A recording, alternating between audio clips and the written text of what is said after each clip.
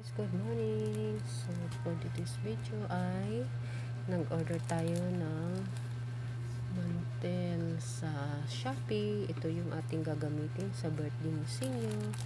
So, ito ay tablecloth guys. Tablecloth po ito. Dalawang ganito in order natin. So, ang dalawang piraso ay umabot ng 164 pesos sa Shopee. So, ganyan po siya. Dalawang ganito in order natin na tablecloth na may design na happy birthday. So, ganyan siya guys.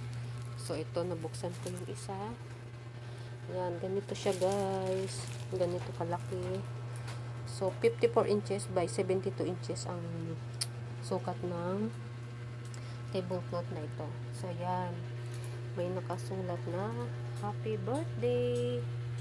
Ayan. So, ito yung magagamit ko guys sa birthday ni Sinyo, malapit na. Ayan, tablecloth po ito. So, dalawang ganito ang pwede natin ilatag sa lamesa. So, that's it for today guys. Thank you so much. Thanks for watching as always. God bless us everyone. So, ayan, magandang design ng tablecloth panggamit sa birthday.